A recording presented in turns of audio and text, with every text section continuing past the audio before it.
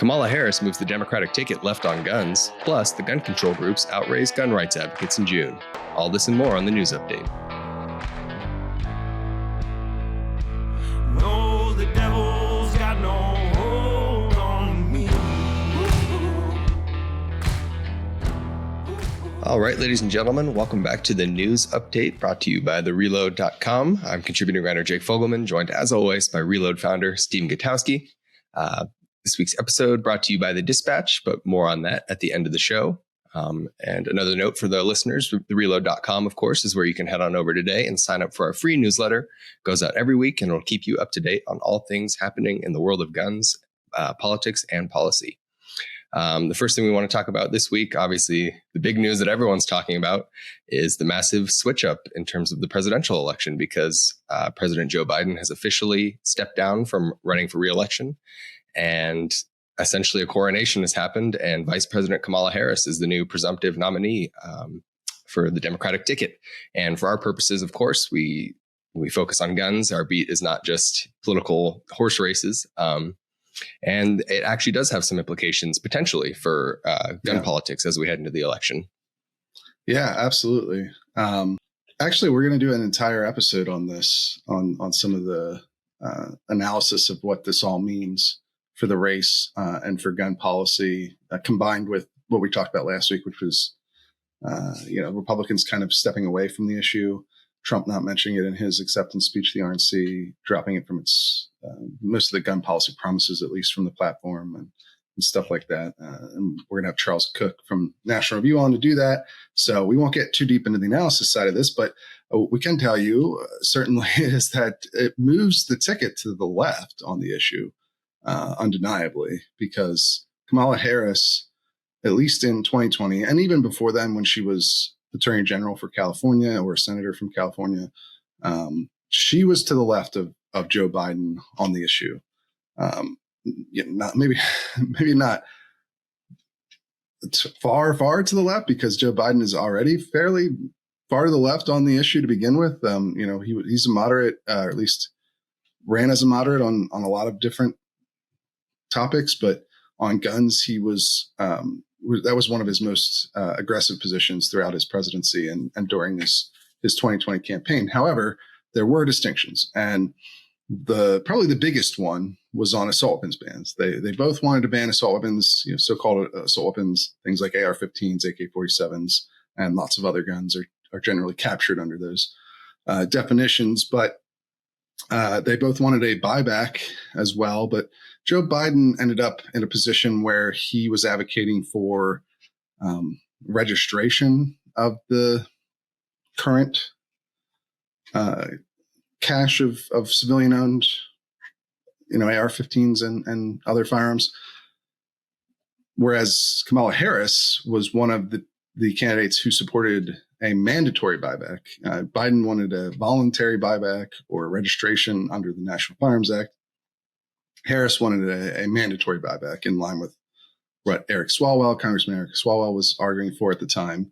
And of course, Beto O'Rourke took the sort of most aggressive position of any of them, straight up saying he was coming for everyone's AR-15 and AK-47s. But effectively, she had the same policy as O'Rourke and Swalwell. And she raised her hand during a debate where she agreed that there should be a mandatory buyback, otherwise known as, frankly, as confiscation. I mean, it's not you don't have any choice whether or not to sell your gun to the government in this scenario, similar to what happened in Australia, which she has also praised the Australian regime, the gun buyback regime, while vice president too. So she doesn't seem to have changed course on that. But it does put her to the left of Joe Biden. She also wanted to install an assault weapons ban policy through executive action if one wasn't passed by Congress in her first 100 days, which is another thing that Joe Biden actually criticized her for. Maybe not by name, but by in a press conference a few months after she made the comments to that effect. He said essentially that wouldn't be constitutional. It would be beyond the president's authority. So, she has been to the left of him on policy throughout her career and during the 2020 campaign. Obviously, she lost that campaign. She didn't even make it to voting at the time. She dropped out before Iowa. And he won and then picked her. So since then, the policy of the Biden administration has been aggressive on gun restrictions, using mostly executive action to try and ban different types of guns or accessories, things like pistol brace equipped firearms or homemade gun kits. He's done that through executive action, but he hasn't tried the policy that Harris advocated for with the Sullivan's ban through executive action. And he hasn't released a plan for confiscation, right, or anything quite up to that level. So the administration has really hewed more towards what he advocated for than her, which obviously could change if she becomes president.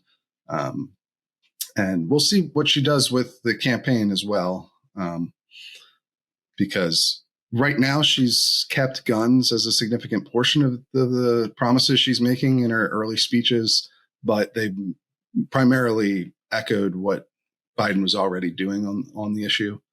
So she specifically called out 3 policies in her first campaign speech, which were universal background checks, red flag laws, and an assault weapons ban. But she didn't go that extra step of including a mandatory buyback or something of that nature. So not that she got into a ton of detail in that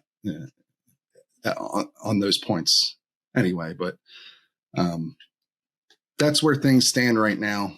We will talk a lot more about this with Charles Cook on the interview podcast this week, which, of course, if you're a Reload member, you'll get on Sunday, and everyone else can listen to on Monday. So it's probably a good summation of where things have. I mean, I was pretty surprised at how fast that all came together, though. Yeah. How about you?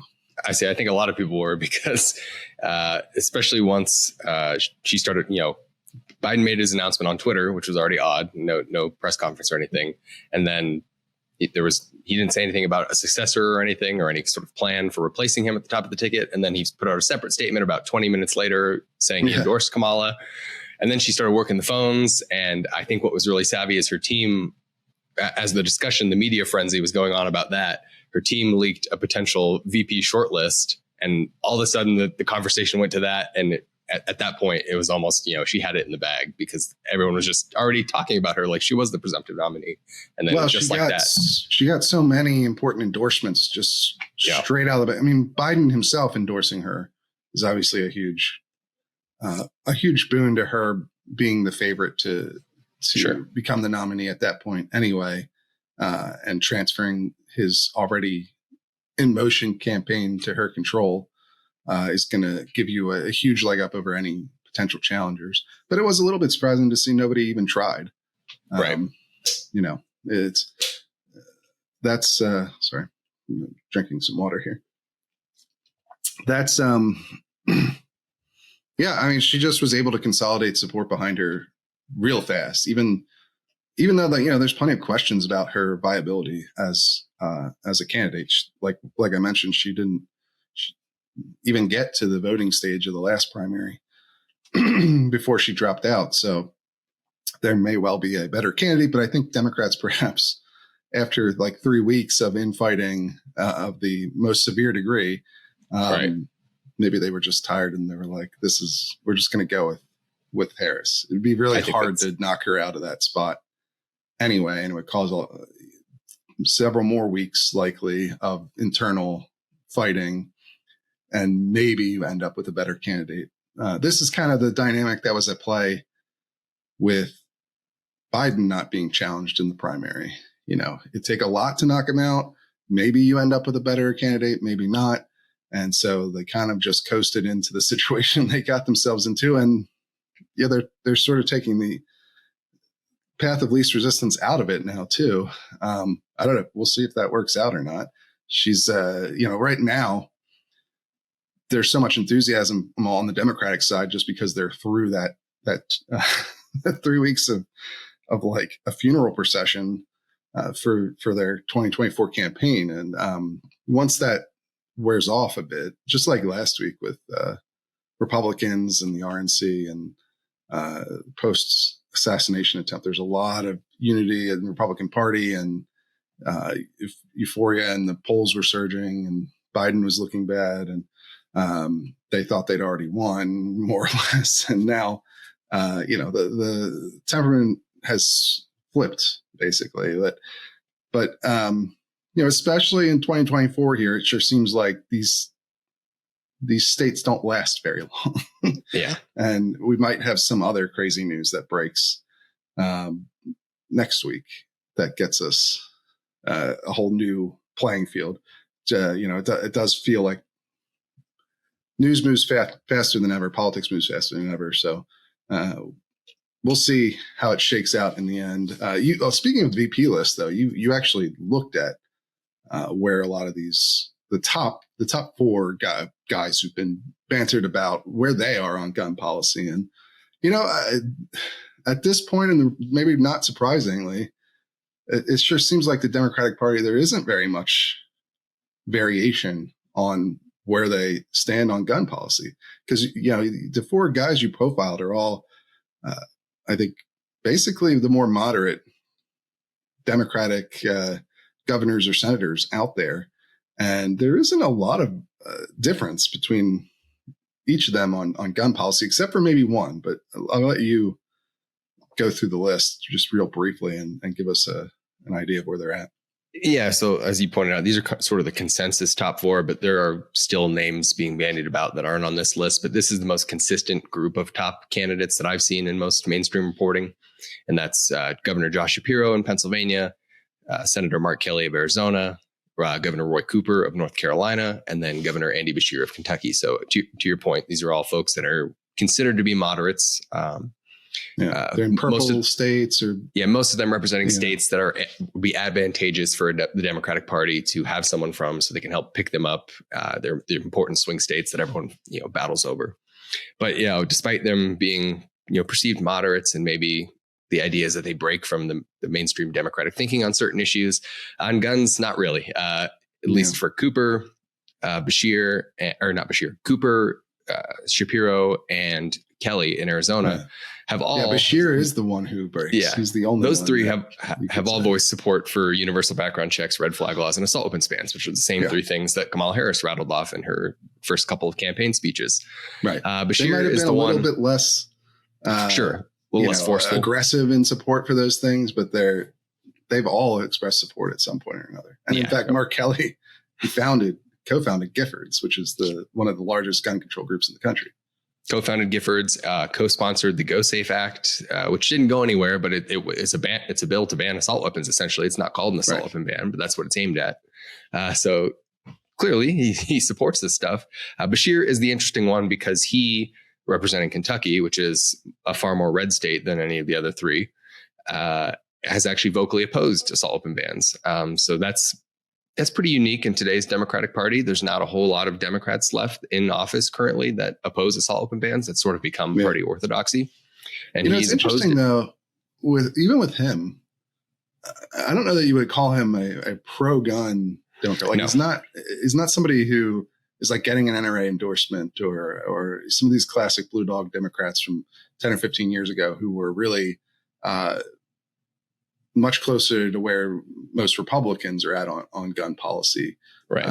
Beshear is kind of I'm not going to go out and restrict guns nearly as much as other Democrats would, but he's, most of his pro-gun accomplishments are just letting things go into effect, right? He didn't without signing them. Yeah, that's essentially right. He hasn't signed any pro-gun legislation, but Kentucky has adopted pro-gun legislation because of their supermajority legislature and a governor who just decided it's not worth it to pick a fight. And, I represent a red state, so I'm just not going to rock the boat. So I think that's a good way to characterize him, because you're right. He's not like a 2008 Democrat from like a Southern Democrat who's actively in favor of concealed carry legislation or voted for the PLCAA or something like that. It's a different political animal. Yeah, just aren't many of those guys left in the Democratic Party at this point. And so I guess Bashir would probably be the biggest contrast to where Harris is at on guns. Whether that's something she wants or not, it's unclear. And yeah, it's something we'll get into a lot more, I think, with Charles on the interview podcast. But yeah, I mean, another crazy week of wild developments in the political world. This is the first time you've seen an incumbent president drop out this late in a campaign. I mean, we're in July, the end of July. And so there's not that much time until November. But there's probably enough time to make an active, competitive campaign. But still pretty wild to see. It has been a crazy cycle for sure. It's a lifetime of news crammed in the last 3 weeks, it seems like. Oh, yeah. I know it's probably won't slow down either. We'll see. We'll see. The rate we're going, I don't think so. But yeah, listeners should definitely check out the Charles Cook interview to get more into the weeds on this stuff. But one of the other big stories, one we covered this week that we want to get into, is related because it's going over some of the fundraising numbers. Obviously, we've been on top of this stuff for the last several months, looking at how the gun rights groups have stacked up against the gun control groups, because that's, every time election season rolls around, it's always a good metric to see how gun advocacy groups are engaged in these issues. And this last month, the numbers that we have from the FEC show that the NRA once again fell behind the gun control groups. If you want to talk about your reporting. Yeah, not just the NRA, all of the gun rights groups combined were outraised by the top three gun control groups. So, Everytown, Giffords, and Brady, although primarily it's Giffords raising the vast majority of that money, and then Everytown having a significant haul as well, about somewhere around $100,000, and then Brady's the smallest of those three. But you look at the gun rights side, and it's the NRA, and then nobody else who reports monthly is raising more than $20,000 a month. So it's pretty lopsided on the gun rights side generally. And so, yeah, you can kind of compare just all of the gun control groups to the NRA. That's usually how you do it in the past. Right. And the interesting thing, so, the gun rights or the gun control groups raised about $580,000 in June, and the NRA brought in about 500 and, about $500,000, somewhere around there. And that's actually a reversal from last month. Last month, the NRA had its second best month of the year, and was the first time that it had outraised the gun control groups all year. And so we were back to where things had been going over the past 6 months, which is the NRA in decline, and not necessarily the gun control groups ascending, though, I would say. Because if you look at where these things have been traditionally, yes, the NRA is way down. They're down from last month. They're down from the last presidential cycle. They're down from the 2016 cycle by a lot. 2016, they raised $1.3 million in June alone. So they're way off pace. But you know what? So are the gun control groups. Giffords was up from 2020, but they were down by even more in raw dollar terms and percentage than the NRA was from 2016. 2016, Giffords had raised, I believe it was 1.2 million. And this year, they raised under $500,000. So it's kind of an interesting trend. It's not so much that the NRA has collapsed, though, it's not so much that the gun control groups have really brought in a lot more money than they usually do. It's that the NRA has collapsed. And that's in large part due to its declining membership, driven by this ongoing corruption scandal, which, of course, the court case is still it's in its second week of the final phase, where the judge is going to decide, what remedies are appropriate for the NRA after the jury found that it failed to safeguard its charitable assets, and that former leader Wayne LaPierre is liable for millions and millions of dollars worth of damages to the group. That has led to the place where they have fallen all the way to 3.8 million members as of last year, according to their own court filings, down from, I think closer to 5.2 million in 2018. So, that really handicaps their political fundraising, because the only people that what's called the NRA Political Victory Fund, that's where a lot of these numbers are coming from. These are political action committee numbers. They have to report their fundraising to the Federal Elections Commission every month or on a quarterly basis. We'll get into that a little bit, but they can only raise money from NRA members. So if there are fewer NRA members, it's harder for them to raise as much money as they used to. And, you're seeing the effects of that. And so it's not so much a story of the gun control groups being, ascendant here. It's a story of the NRA falling off, and nobody really catching that slack either. You have National Shooting Sports Foundation raised somewhere over $20,000. Their PAC, the National Association for Gun Rights, they raised like $11,000. I think Gun Owners of America brought in a couple $100 to their PACs. And again, this is not the whole group. This is their political action committee. So these groups have other organizations or other entities that do other things. But if you're just talking about political fundraising, nobody has really come to pick up the NRA slack as it's fallen off. You do have, I will say, there's a one bright spot in the United States Concealed Carry Association's PAC.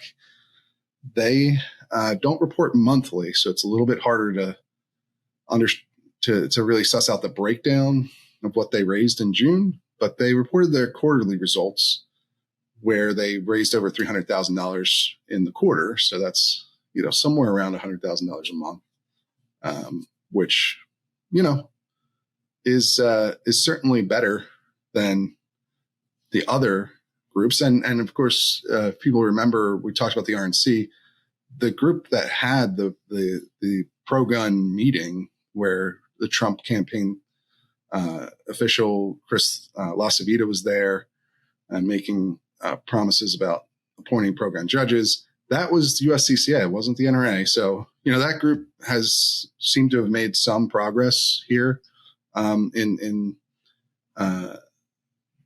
making political inroads, raising actual significant amounts of money for their PAC along the way.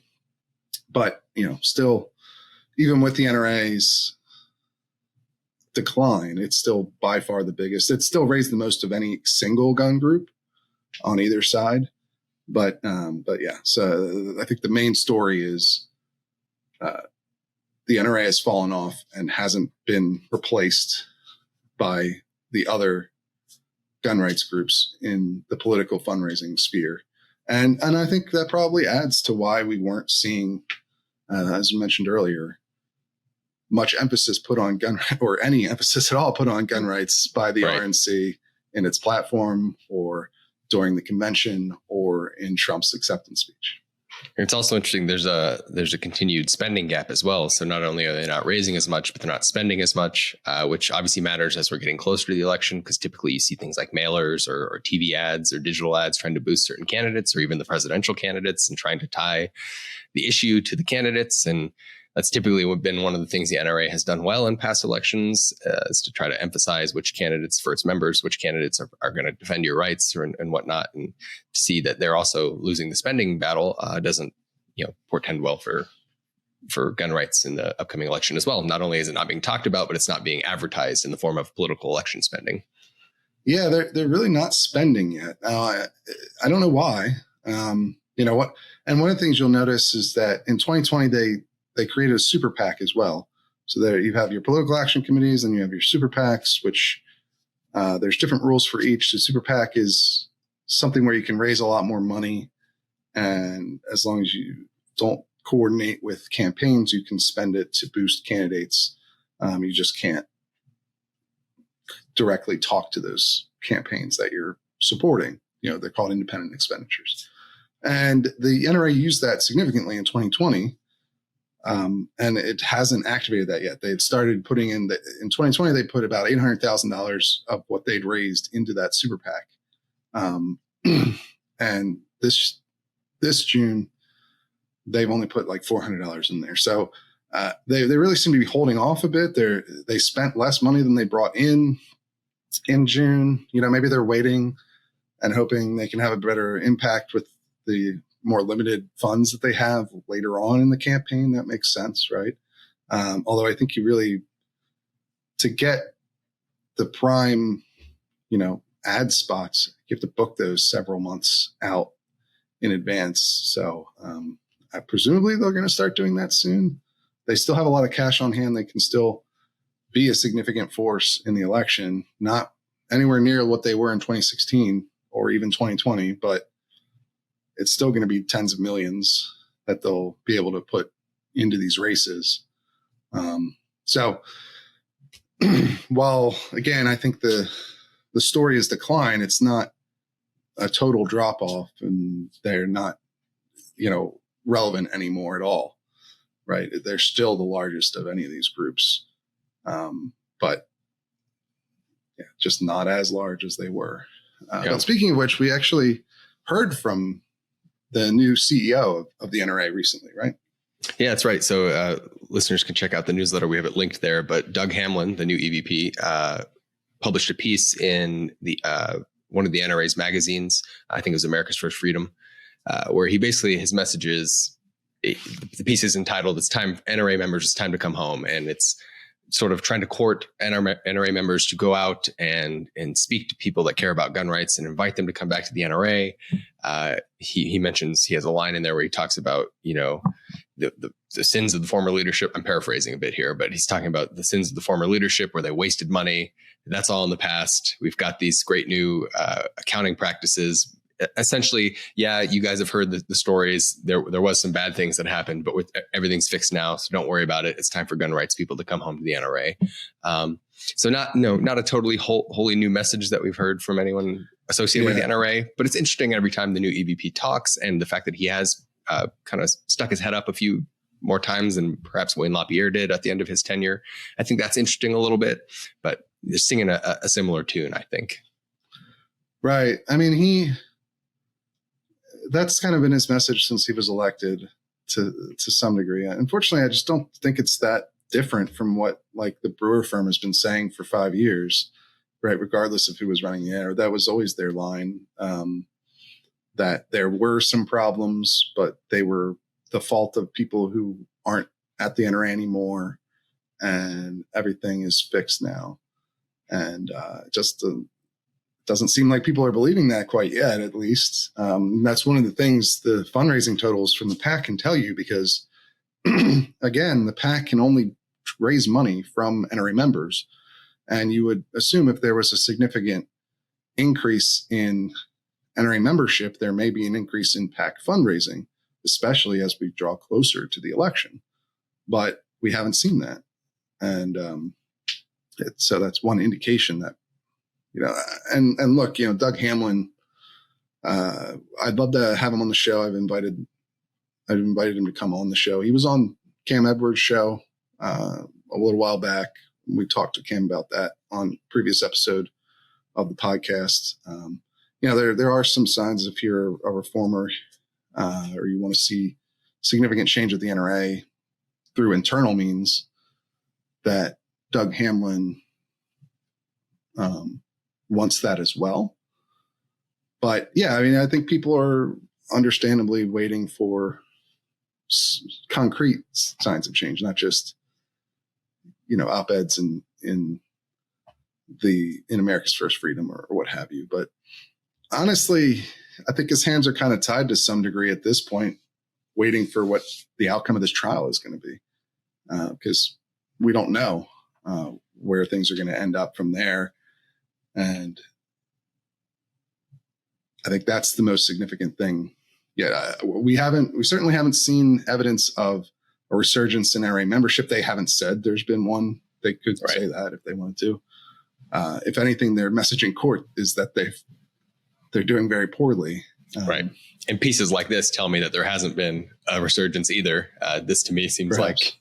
like, trying to gin up people to come back. Yeah, I mean, she's telling people to join the NRA. I mean, obviously, this is a message to NRA members because it's in an NRA magazine that goes only to members. But it's a message to try and recruit other members, which is something that every membership group wants to do, right? All the time.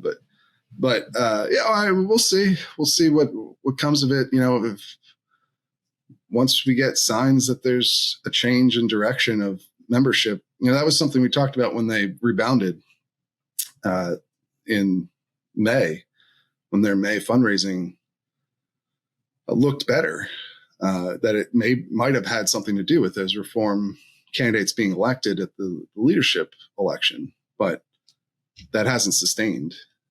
That's their June numbers were down again, and so if it's not an indication that their membership has risen. If we get any, we'll certainly pass that information along. Absolutely. And then a couple other quick links we want to hit before we wrap up here. We have a new federal ruling out of Texas that essentially struck it, for all intents and purposes, it blocks it, but it was a summary judgment ruling against the ATF's force reset trigger ban. This is a device similar along the lines of the bump stocks. It's in this category of devices that sort of simulate automatic fire, but don't actually function the way automatic fire machine guns are defined under federal law, where, as the name implies, you pull the trigger and it forces the trigger back into a reset position. So you're not manually having to let go of the trigger to do so. And so it, in theory, allows you to fire faster. The ATF classifies to actuate the trigger fast, just like a bump stock. You actuate the trigger a lot faster than you would be able to using a normal shooting technique. Right. And sort of along the lines of the bump stock, which was the Supreme Court obviously found that the regulation, the Trump era regulation on bump stocks, to exceed its authority. That's sort of how this decision came down. So it's sort of our first big indication of the fallout from the Cargill decision, which was that Supreme Court decision, which is interesting. Yeah. We'll see if this has an effect on more of these type of devices. There's a lot of these kinds of sort of novelty devices out there that accomplish the same basic goal of increasing your rate of fire without using an automatic mechanism.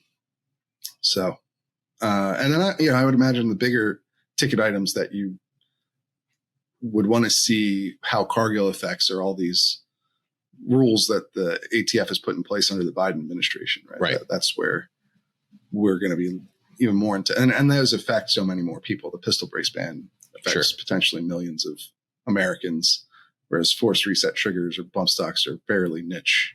Yeah. Niche. Yeah. Devices. I say niche, but I've heard all the above. Niche. I think it's niche. Anyway. And then we have one more story, right? Yeah. From the New York Times, they report on the New York subway system is going to soon be incorporating these gun detection machines. Evolve is the company that it's pretty popular. It's you're starting to see it at sports stadiums and hospitals all across the country. And the New York subway system is going to be incorporating it. Although you and I were talking before we started recording that the technology is a little suspect, if you want to. Yeah. Yeah, I've seen these things at like different sporting events I've been to, Phillies games and different events at big stadiums. They obviously make things a bit easier getting in and out of the event because you don't have to form a single file line and go through a metal detector. You can kind of just walk through the little posts. And so I get the appeal of it as being like more convenient than a metal detector. But for the love of God, you look into how these things work and they just don't explain them at all. They just say, oh, it's, electromagnetic sensors or advanced sensors and AI technology, and they detect concealed weapons. And it's like, what does that mean? How does it work? And I haven't read anything. Wasn't able to find anything on, and I've been super skeptical of them every time I've gone into a stadium. It just feels like total security theater to me. You know what it reminds me of is ShotSpotter. Yeah. right? ShotSpotter, which sounds like a much more reasonable technology. It's just listening for gunshots, and gunshots have would seem they would have a fairly unique register on the sound spectrum. Even in a loud city, a gunshot is pretty different from most things. You know, but in practice, it sure seems like that doesn't actually work very well. Right. There's tons of false positives. And that also appears to be an issue with this system, where now maybe a false positive is not as big of a deal as missing a gun or weapon altogether in a scenario where you're replacing metal detectors with these things. But I think there was a Bronx hospital. They talked about a pilot program there. I think you said you've seen them at hospitals in Colorado, right? Yeah, there's an Anschutz Medical Center here. I think it employs them as well. I haven't seen any data about false positives, but you are starting to see them in the wild. Yeah, I think there's a Wired piece that said there was like 85% false positives. So like they just don't seem to work very well. And I just, right. How do they work? I would like, why does this company not explain how it works? I understand they might not want to give away, whatever proprietary information they have on their AI algorithm or whatever BS they're put like that. That makes me feel like it's not real too. Like saying, oh, it's AI. Okay. That doesn't reassure me at all. But like at least try to explain how does it detect the concealed weapons? Does it detect metal? Is it like detecting that you have metal on you and then trying to use a camera to scan you visibly for like the potential outline of a fire? Like, is that what it's doing? How does it work? Why do none of these stories or press releases from this company actually explain how it works? Anyway, I've been super skeptical of these things every time I've seen them. I always thought, oh, cool. So it's just not screening people, basically. A metal detector, pretty straightforward how that works. And yes, I would be far more comfortable at an event if this is something I'm worried about. If I were worried about somebody bringing a weapon into a sporting, like a Nats game or something here in DC, where I believe they also use these things. Actually, I think they still use metal detectors. But regardless, like if I'm going into a big event that's using these things, yeah, I mean, I just am skeptical they work at all. Yeah. But I don't know. Are they more like the airport things that take like the X-ray photos of you? Is that how they work? But they can't, right? Because that's not, they're just two posts set up. They don't do the whole little tube that you stand in, right? Like, is it some more advanced version? Like, they just don't explain it. And it's wild to me. And they're apparently insanely expensive. The New York Times story said that one lease of them is like $125,000 a year for 4 years, whereas a metal detector is like $10,000 to buy. So, I mean, you'd think they'd want some evidence that this stuff works. Like, where's the evidence? How, like, explain how it works. But I don't know, man. That just, it bothers me. So I'm glad this is why we're talking about it, because I've seen these things and I've just thought that's not doing anything. I bet I could walk through here with a gun and it wouldn't catch me. Because how does it work? Anyway. Yeah, the fact that no one can explain it is a little troubling. I don't know. But hopefully they do work. I mean, it'd be great if they actually do work, sure, because they're certainly more convenient than going through a metal detector. I'm just super skeptical that it actually does anything. Yeah, I think that's. I mean, if it's just throwing a lot of false positives, that's fine to me, as long as it's actually catching the weapons that it's supposed to. But I haven't seen like, oh, they did a like the NYPD where they're going to put these on all the subways, right? Oh, okay. Well, it's because the NYPD did like blind tests where they had cops try to walk through with concealed firearms or something, you know what I mean? Like, or concealed knife or whatever. I'd like to hear that before, So you think that would make it in the reporting if that were the case? Yeah, like you'd think they'd be out there touting it. Like, we tested this thoroughly every time it caught the weapon. But there was nothing like that. They're just like, we're trying. It's like when we put the little robot. What are the evil robots from Doctor Who? I don't watch that show, but that's what the little. Yeah. They had like little cop robots in the subway for a while in New York. It didn't work, but they did it. And that's what this feels like. They also had the little dog robot things from Boston Dynamics walking around. So it just feels like Eric Adams is kind of throwing any flashy thing at the wall. But I guess we'll see. Maybe we'll see how it goes. Maybe we'll get some actual evidence of whether it works or not.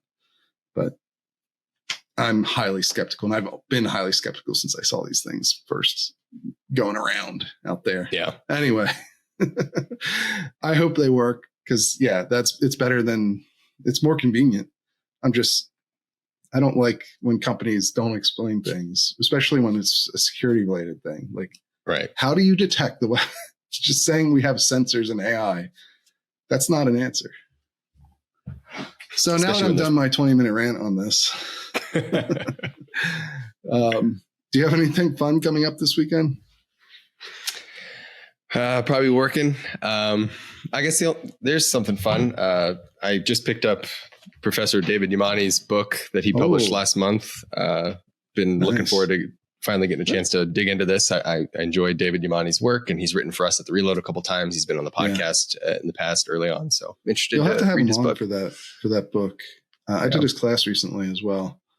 He had like an open registration class that was online. I thought it was very good. Yeah. We'll have to have him on to talk about that at some point. But yeah, I'm going to the Blink-182 concert here in DC this weekend. That'll be fun. And I think I'm also going to the range. So, I want to try out that new, I think I mentioned it the other day, the other episode, the new Bodyguard from Smith & Wesson, to see if it's any good.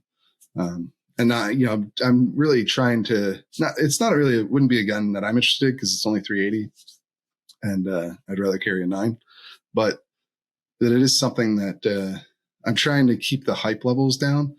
I think that's always a good idea. The gun might look super cool, or everyone might make 15 reviews that say it's really cool, and then it turns out to be kind of a turd. After that seems to happen more and more these days. So I know Smith & Wesson has a couple new guns out that look interesting, but I don't want to get my hopes up for any of these things before I actually go out and shoot them and see how they actually respond in real people's hands after a while of being out there in the wild. So, but maybe I'll try some this weekend. We'll see. All right. Well, that's all we've got for this week.